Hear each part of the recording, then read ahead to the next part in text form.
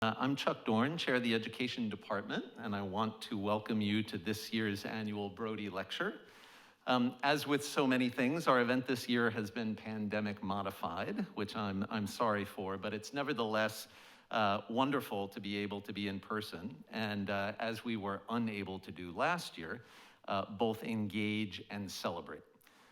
The engagement part will happen in just a bit when our guest speaker, Dr. Matthew Chingos, presents on charter schools in this year, the 30th anniversary of the first U.S. charter school law. Matt, the Education Department is delighted to welcome you to campus, and we're very grateful that you are willing to take the trip to be with us at what continues to be such a challenging time.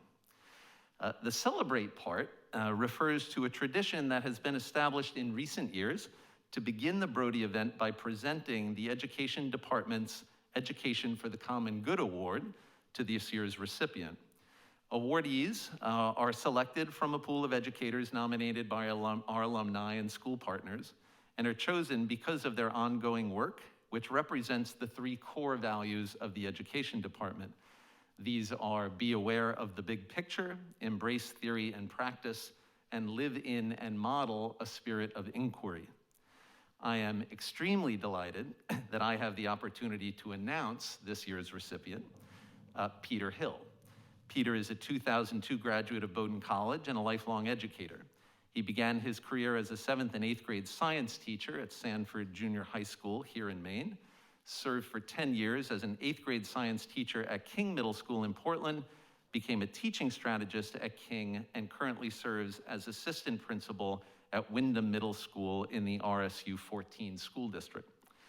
Now, for those of you who don't know King Middle School, where Peter has spent most of his career, King is a national model in the field of expeditionary learning, a form of pedagogy and curriculum that comprise project-based expeditions in which students engage in interdisciplinary, in-depth study of topics individually, in groups, and in their community, with assessment occurring in the form of cumulative projects, public presentations, and portfolios. Peter was central to King's development of expeditionary learning and has been recognized nationally for that work. He has been awarded grants by the Portland Education Foundation, Envirologic STEM Grant for Teachers, and the National Semiconductor Science in Action Program, among others. He has been a featured educator on the PBS NewsHour and was a roundtable discussion participant with U.S. Secretary of Education Arne Duncan. Peter has also been a regular contributor to the Bowdoin College Education Department's academic program, and we're extremely grateful for his support over time. Of course, as these things go, we had hoped that Peter would be able to be with us this evening, but he is not. But we still wanted to recognize Peter's contributions and receipt of the award publicly. So if you would all please join me in recognizing Peter in absentia.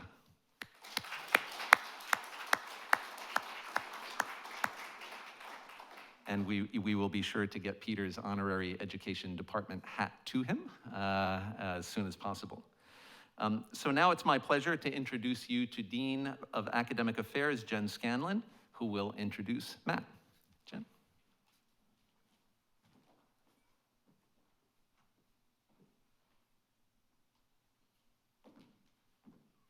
Good evening, everybody, and thank you, Chuck.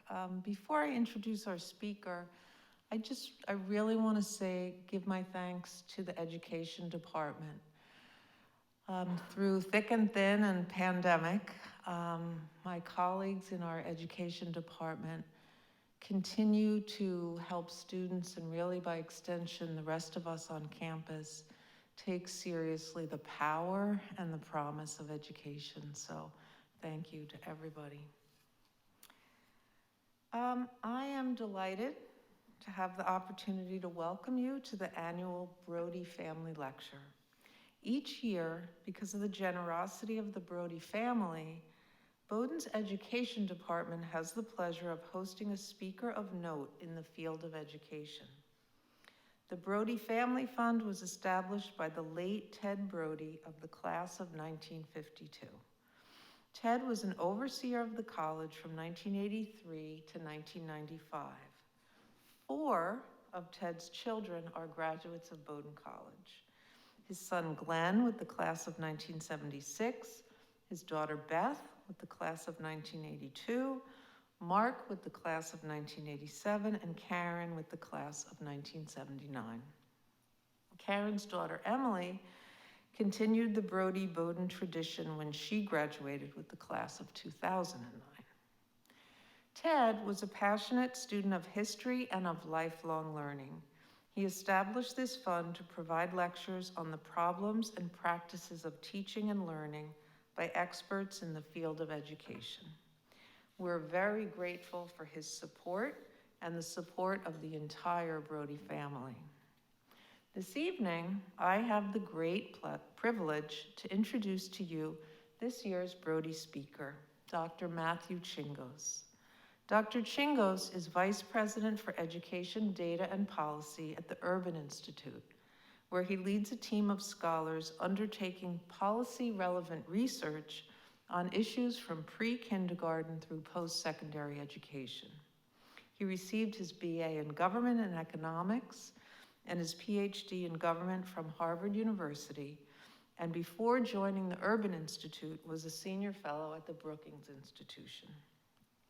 Dr. Chingos is co-author with Beth Akers of Game of Loans, The Rhetoric and Reality of Student Debt, published by Princeton University Press in 2016.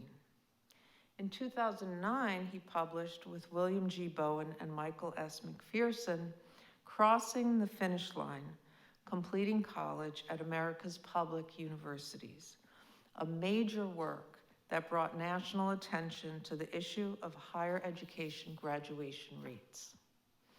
Dr. Chingos has testified before both the U.S. Senate and the House of Representatives, and his work has been featured in media outlets such as the New York Times, the Washington Post, and National Public Radio.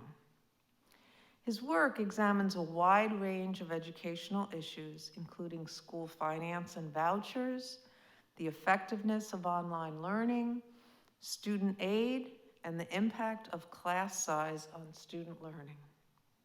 This evening, he's presenting on charter schools, a segment of American public education that is both highly controversial and greatly misunderstood. The title of his talk, as you can see, is Charter Schools at 30, What Does the Research Say? Please join me in welcoming Matthew Chingos.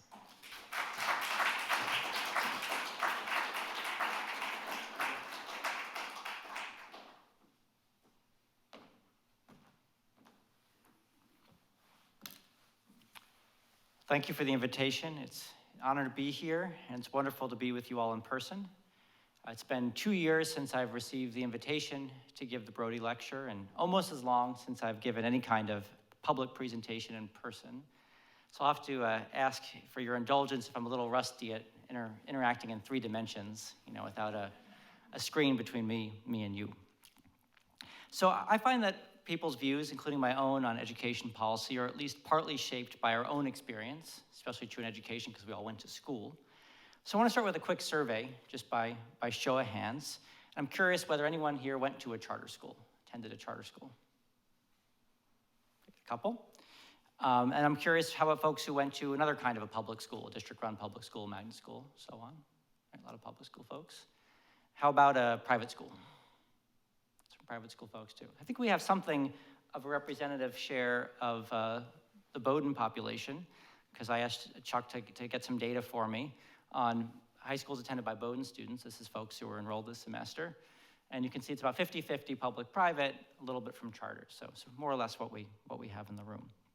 So next question's maybe a little bit more of a loaded one, but just to get a sense of what folks kind of think about charter schools, and to use the language of a recent public opinion survey. Do you support or oppose the formation of charter schools? So your options are support, oppose, or neither. There's a neither option too. So how about support? Show of hands for support. Right, quiet crowd for support. How about oppose? A little bit of opposition, neither. A lot for neither. Well, we can also compare you, in this case, not to a Bowden survey, but to a national public opinion survey from earlier this year. It was 41%, 36%, 41% in support, 36% in opposition, and 23% in the neither category. So here I would say this crowd differs a little bit from the national public. And you can see there's some variation, especially a little bit of a partisan divide on charter schools, and teachers, for the most part, do not like charter schools, although about a quarter do. So I'll confess I don't like questions like this one that try to present an issue like charter schools as one that's black and white rather than shades of gray. So I'd probably pick the neither option, and I guess I don't have too many in the room to convince since you're already with me on the neither option, but maybe I can provide a little more context. But to the extent I do want to convince you of one thing today, it's that how to think about charter schools, at least from the perspective of policymakers, is highly dependent on context. It's dependent on questions like, what kinds of charter schools are we talking about? What are the state and local policies governing those charter schools?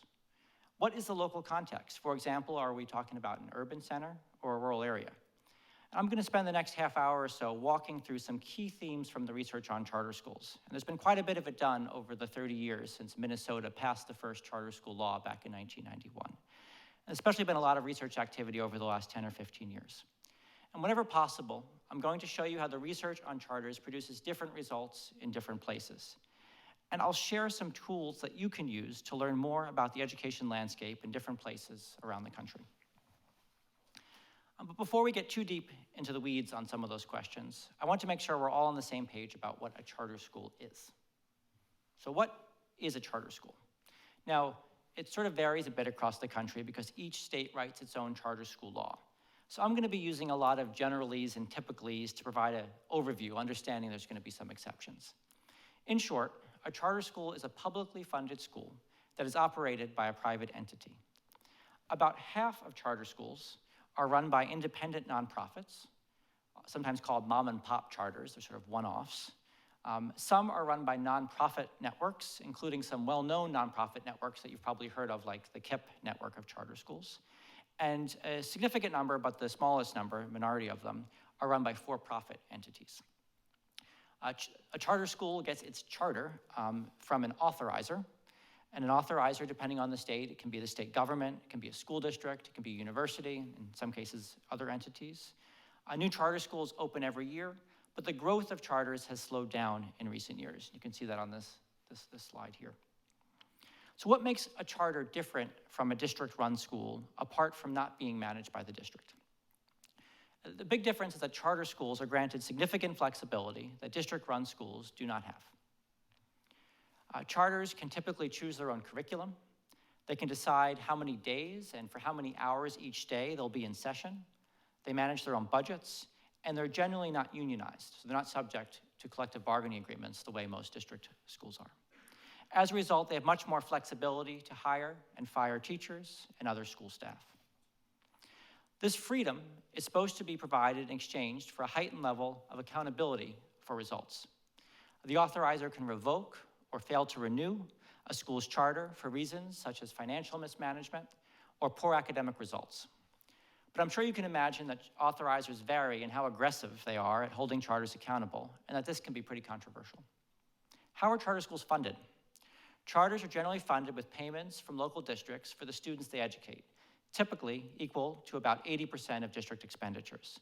But they also often receive additional in-kind support from the district, such as school buses, transportation services. So it can make it a bit hard to compare the finances of charter schools and district-run schools.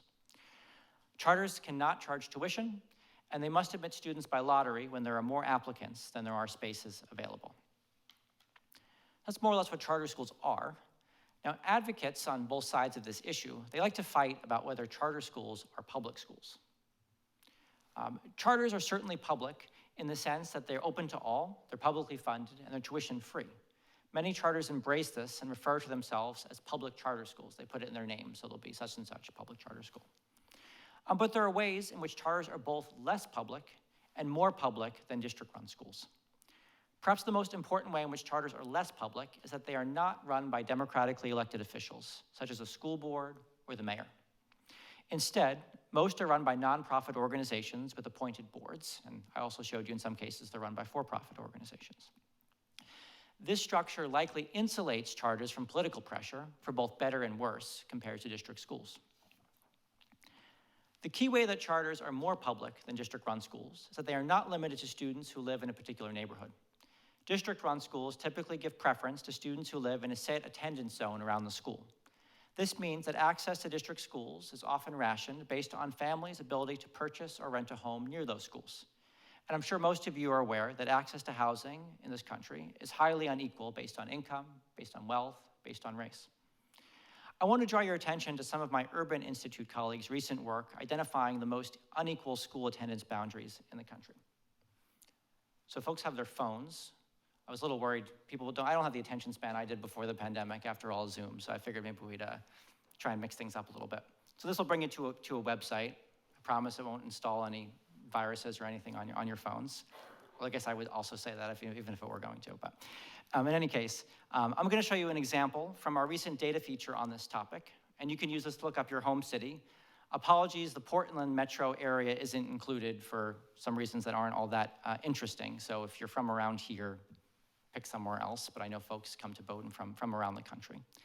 And what my colleagues look at in this data feature is how the boundaries that ration access to public schools can sharply divide people by race and ethnicity. And their research indicates that some of these boundaries are tied to the racist redlining maps of the 1930s. And so I'll show you an example from Boston that shows two middle schools with very different student demographics despite sharing a boundary. You can see there are many white families. The white families are the blue dots in this picture, that are zoned for the mostly white Swampscott Middle School, despite living closer to the much more diverse Thurgood Marshall Middle School. In this example, the pink line, the boundary between these schools, is also a boundary between neighboring school districts. It's a common feature of metropolitan areas in the northeast part of the country, like Boston, that they're divided up into a number of small districts, where in other states, like Florida, you have these big county-wide districts. But there are also examples, and you'll find them if you look around at this data feature either now or later, of districts drawing boundaries like this between individual schools within the same district. So living on different sides of the street can have access to schools with different demographics, and in some cases with different resources as well, which is part of this research. Now that was a bit of a tangent, and I worry maybe I've lost a few folks by directing you to something more interesting than me on your phones. That's okay, that was the point. But I think what it means to be a public school is an important part of the conversation around educational improvement and equity in both district and charter schools. So turning back to charter schools, our topic of the evening, a key fact to frame our discussion today is how much charter enrollment varies across states. Nationally, 7% of students in public schools are in charter schools. It's a little bit less than, if you look at all students, it's about, I think, 8 or 10% that are in private schools, so pretty similar share. But it varies a lot. In Washington, D.C., the city I live in, close to half of students attend charter schools. And only 2 other cities, Detroit and New Orleans, have more. Looking just at the 50 states, Arizona has the highest charter enrollment at 18%. Here in Maine, it's only 1%. And there are also a handful of states that do not have any charter schools, in most cases because they haven't passed charter law the way most states have. Now, whether charters are a major presence is relevant to how to think about the 3 main questions I'm going to address today.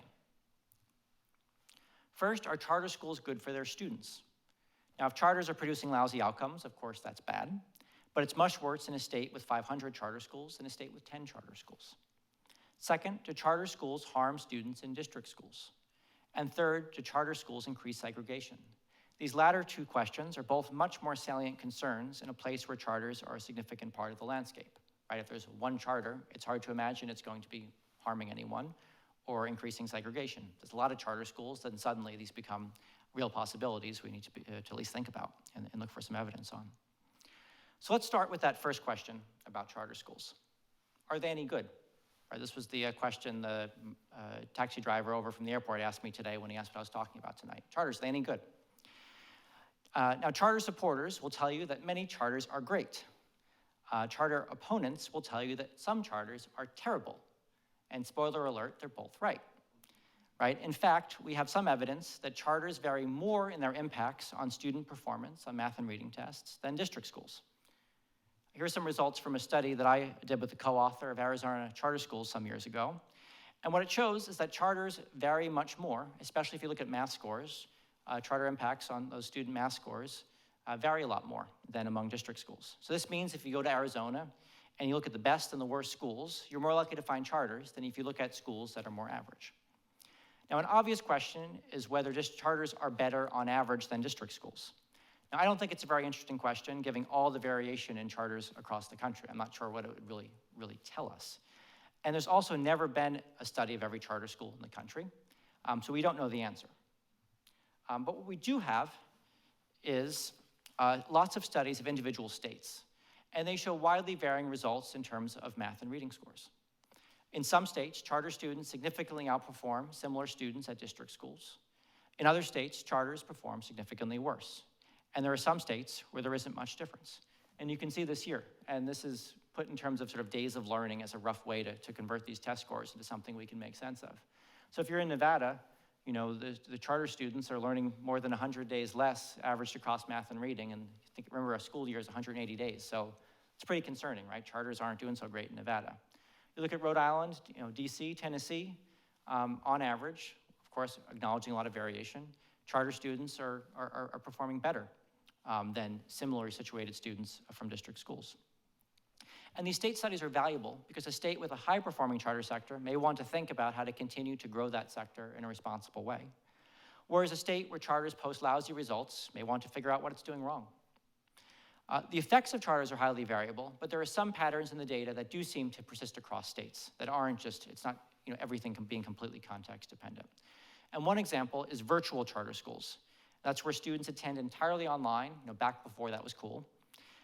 And those virtual charters tend to produce just terrifically bad outcomes in study after study. I'm going to show you just kind of one example from Indiana here, but I think you'll see similar results in pretty much any careful study of virtual charters.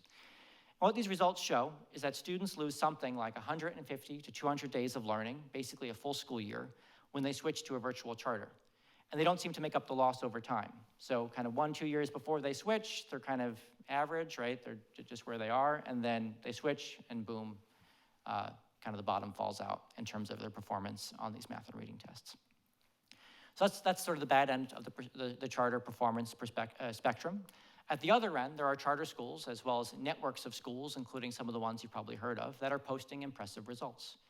These tend to be charter schools located in urban areas, which predominantly serve low-income students and Black and Hispanic students.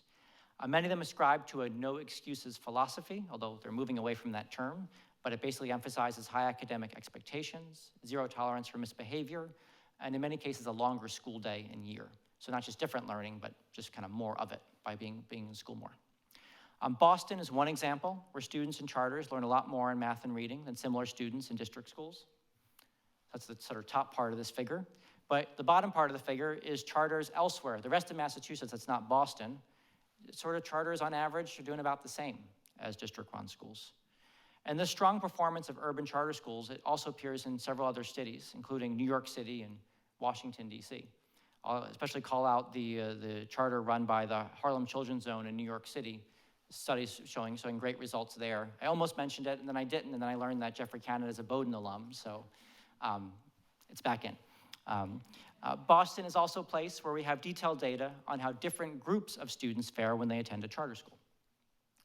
A recent study found that Boston charters boost the outcomes of students who often struggle in school, including special needs students and English language learners. And these Boston studies are especially persuasive, in my view, because they're based on random lotteries.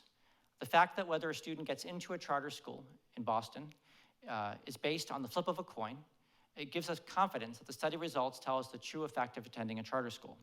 Otherwise, we might worry that we're just seeing better results for students from more motivated families who apply to charters. For example, take a look in this figure at English language learners who applied to attend a charter school in Boston. So this is, I'm going to talk about the bars, sort of 4 pairs of bars down. So among those who lost the lottery, went to a district school, 38%, that's the blue bar, enrolled in a 4-year college after high school. But among those who won the lottery, same applicants, but they won the lottery, and they went to a charter, 68% did. It's a pretty big difference.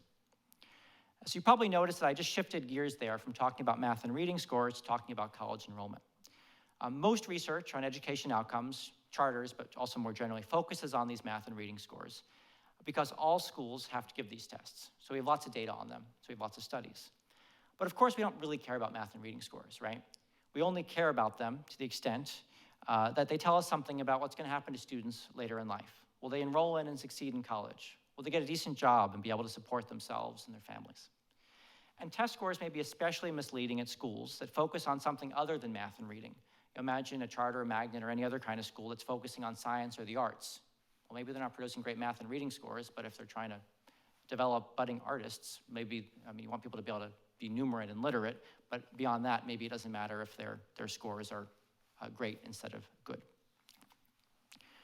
Now, the research on these kinds of longer-term outcomes is much more limited. And an inherent downside of looking at these outcomes is that you have to wait several years for students to grow up, enter college, go into the workforce. So the research is dated by the time results are available.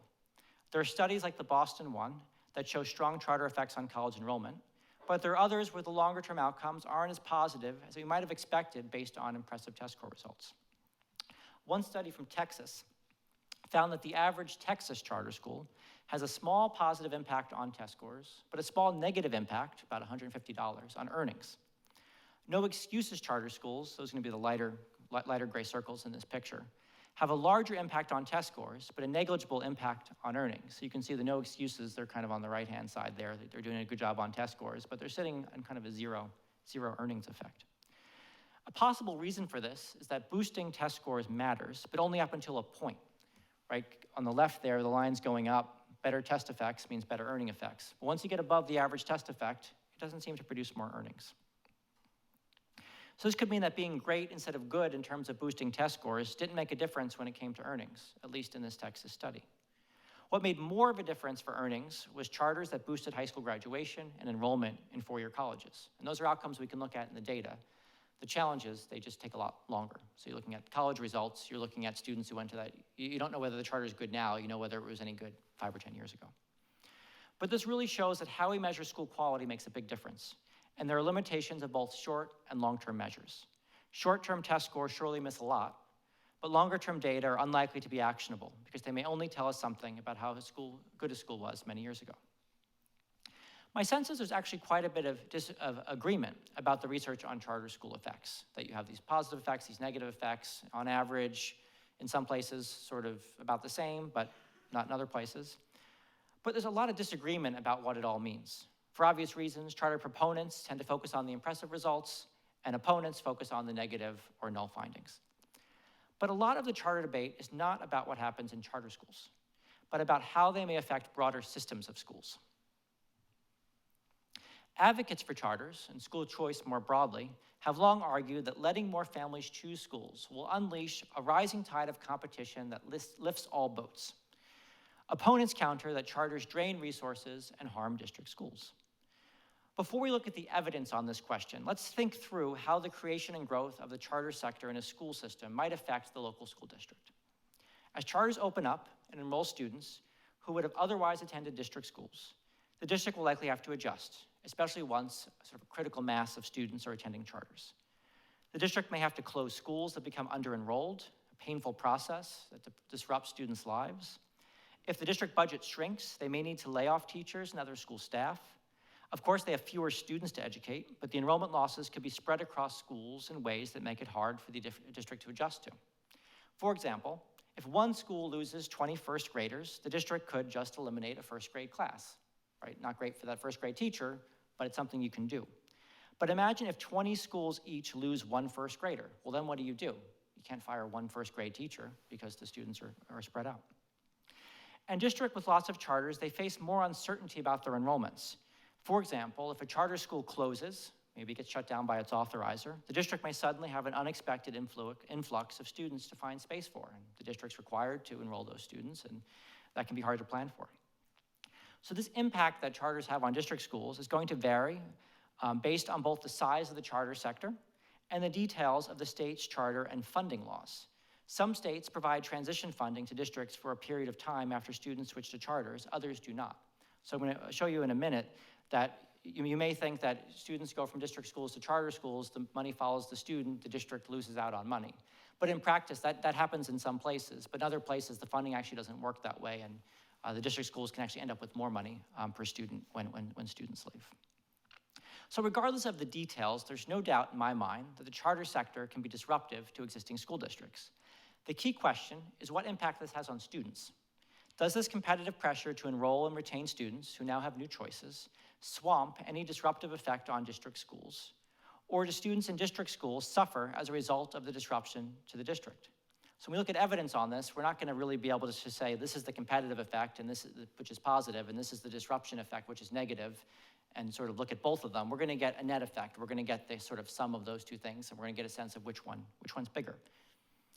And the evidence on this question is actually pretty clear, at least in one direction, which is there's very little systematic evidence that charters negatively impact students in district schools. So the theory I just laid out before is pretty compelling about why it might harm students. We just don't really seem to have any studies that find that that's true in a systematic way in any place where it's been studied. And there's some positive evidence in favor of the rising tide hypothesis, but also several studies that find no impact. So the rising tide is certainly no guarantee, and it's certainly not enormous and no panacea. So a study out of New York City, which has a high-performing charter sector, found positive results on district school students when charters opened nearby. This was especially true when a charter opened in the same building. What's called co-location was pretty controversial in New York. The effects were much smaller if a charter opened within a half mile, but not in the same building. And you go further, all the way to the right there, you see that charters that opened further away had no effect on the district schools, once again in terms of math and reading scores. Now, the way funding works in New York is that district schools can actually experience an increase in per-student funding when students leave for charters, because they don't lose all the funding associated with those students. So they have some of the same funding, lower number of students, more per-student funding. And the same study found that co-located district schools experienced a 9% increase in instructional spending when a charter opened nearby. So part of what this effect is coming from is not necessarily just the competition effect, but could actually also be a resource effect. Now, the fact that New York City has a strong charter sector and doesn't penalize district schools for losing enrollment may explain these positive results. Another recent study of schools across Massachusetts and North Carolina, so two pretty big states, found that charter openings decreased district school enrollment by about 5%, so they do have an impact on district enrollment, but they have no impact on student achievement in those district schools. The exception is that district schools near academically focused charters did see some benefits, so maybe that's some of that competition coming into play. So to sort of summarize this body of evidence, there's almost no evidence to support the harm hypothesis, and the rising tide hypothesis appears to depend on policy details, such as the kinds of charter schools that open and how district funding responds. The final question I'm going to address tonight is whether charter schools make segregation better or worse. Once again, charter proponents and critics both have good reasons to believe that charters might affect segregation. Charter supporters emphasize that charters weaken the link between neighborhoods where students live and the schools they attend. Given that both neighborhoods and schools are highly segregated, perhaps charters will draw a more diverse set of students from a wider geographic area. Right? Recall that boundary I showed you before. You take away the boundary, maybe people bleed across the boundary and you get more integrated schools. Charter critics worry that providing additional choices to families will just provide new ways for those choices to exacerbate segregation. Now, let's start with some basic data on the demographics of students at charter and district schools. Now, these data are something of a Rorschach test for advocates. And what they show, if you just look at them kind of plainly, is that charters enroll larger shares of Black and Hispanic students and smaller shares of white students than district schools. And charters are also much more likely to have student bodies that are almost entirely Black and Hispanic. Now, charter opponents look at these data, and what they see is evidence of charters furthering segregation. Whereas the pro-charter advocates look at exactly the same data, and they say, no, this is just charters fulfilling their missions, which in many cases is educating historically underserved groups of students who aren't being well served in the traditional school system. Now, there's no doubt that US schools are highly segregated by race and class. It's especially true when we look at metropolitan areas. This is a chart showing segregation for school districts, counties, cities, towns, metro areas. It matters how you measure it, but however you measure it, segregation is pretty high. Especially at the metro area level, where you have segregation both across and within the school district, right? So in a place like Boston, you have segregation across all of the little districts in the Boston metro area, and then within each of those districts, you often have school segregation. What you also see here is that contrary to some of the conventional wisdom, school segregation hasn't gotten worse over the last 20 years, but it also hasn't gotten much better. It's a problem that's always existed and has continued to be a problem. Some maybe small improvements if you look at the yellow line at the metro area level, probably reflecting more white families choosing to live in cities rather than suburbs. But to understand whether charters are part of the problem or part of the solution when it comes to segregation, we need to understand not just basic facts about those demographics that I showed you earlier, but also what happens to school segregation when charters open and start enrolling students. Do charters become more integrated, or rather, do schools become more integrated as the link between neighborhood and school is weakened? Or do they become more segregated as families choose schools with demographics that more closely match their own? Two colleagues and I did a study a couple years ago. We looked at 20 years of data on the enrollments of every public school in the country to try to answer this question. And what we found nationwide was that more charter schools lead to modestly higher levels of segregation.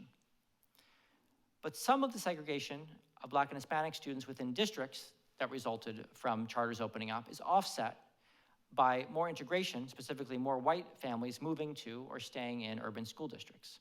So the overall effect of charters at metro level is to increase segregation, that's the left bar, but it sort of reflects the sum of these countervailing impacts. Now, once again, I told you before I didn't think national average impacts are that interesting. In this case, we had all the data, we estimated them. But you look state by state, and that's where I think you can get some more relevant results. And what you see here is that the segregation effect varies a lot across states. And you see some states, North Carolina is one state where we've seen a lot of studies raising serious questions about charter schools leading to more segregation. And that holds up in our study here. If you look at the North Carolina one to the right, means more charters mean more segregation. You see there's a pretty big positive effect there. But when you look at other states like Georgia or Maine, there's not much of any effect. So it really does seem to be somewhat context dependent. Now we can also dig deeper and look at how individual schools, charter, district, private, magnet, and so on, contribute to segregation. So I'll give you another chance to look up your own school with another one of our nifty Urban Institute data tools that I'm, I guess, a shill for here today.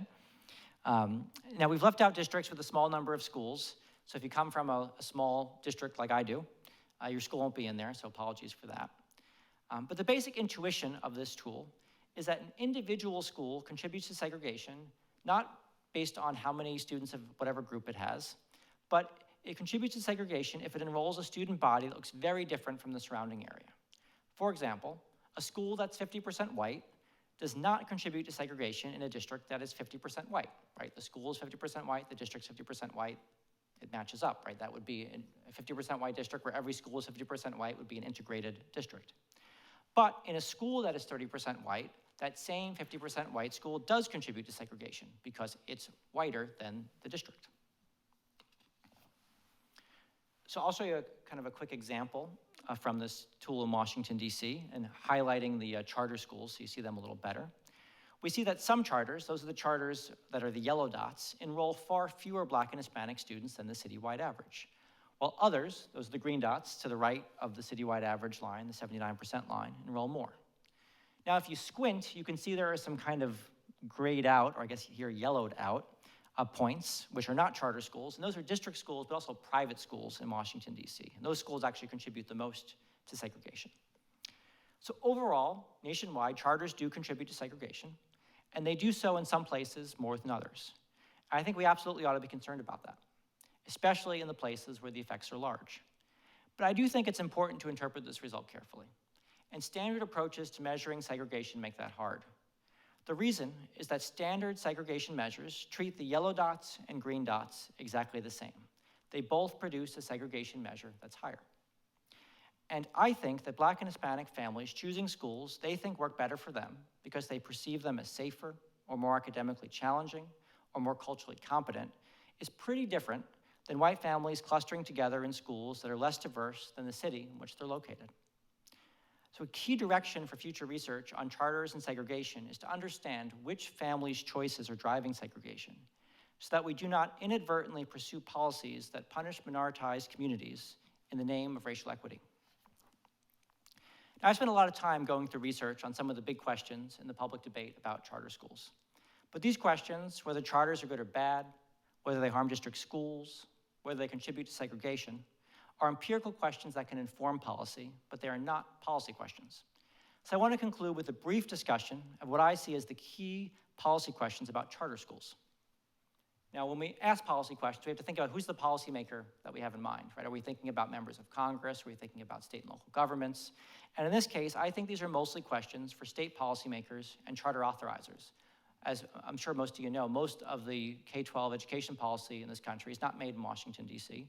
It's made in state houses, and it's made in local school districts. Now, at the broadest level, should we shut down all the charter schools is a question a state could ask, right? Because they could repeal their charter law, they could shut down all their charter schools. But in practice, this is not an active debate, right? Families send their kids to charter schools, they're an active political constituency. Closing down schools is politically difficult, it's disruptive for children. So instead, the policy debates tend to focus more about whether new charters should continue to form. Now, some states, Massachusetts is famous because they had a referendum about this a few years ago. They have a cap on the number of charter schools that can open. And there's an active debate among policymakers. Some want to lift the cap and say we should have more charters, look how great they are. And some want to say, no, they're causing problems, enough is enough, we should leave the cap in place. Now, evidence on the effectiveness of a state's charter sector and how it affects other schools in the state is directly relevant to conversations about whether that sector should grow. There's also an important set of questions about how charters should be authorized. Should charters face stricter regulation, or would that defeat the purpose of having charters? Right? Remember, the whole point of the charter experiment was to free them from some of these constraints that district schools face. So we can say, well, maybe we should regulate them more, but would that just make them charter in name only? When should charters be allowed to open? Right? Should they just have to say there's some families that want to come here, and so we should be allowed to open? Or should there be a kind of more of a plan for the city saying, well, yeah, families want that school, but if we open that school, it's going to muck up this school and the enrollment patterns, and we already have 3 schools on this block, and we don't need a 4th one. And when should charter schools be shut down? You know, are some authorizers being too lax? I think the answer to that's probably pretty obviously yes, when you look at some of the results and how poor they are in some states. But how should authorizers make those decisions? You know, should they just be looking at math and reading scores, acknowledging the issues with math and reading scores? What other criteria should they use to decide when a school should remain open and when it should close? The growing body of research on charters should make it possible to better understand not just where charters are effective and for whom, but the contextual factors and policy design features that together make for an effective charter sector. So as you consider the impacts of education policies in your own home states and cities, I encourage you to find your community in the data.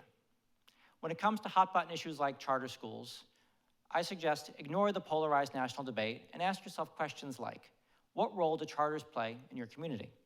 Are they primarily an alternative chosen by historically underserved families?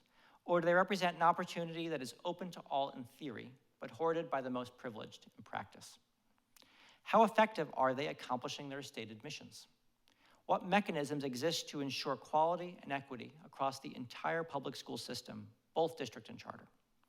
These are highly values-laden questions, but also ones that need some amount of data and evidence to translate those values into action.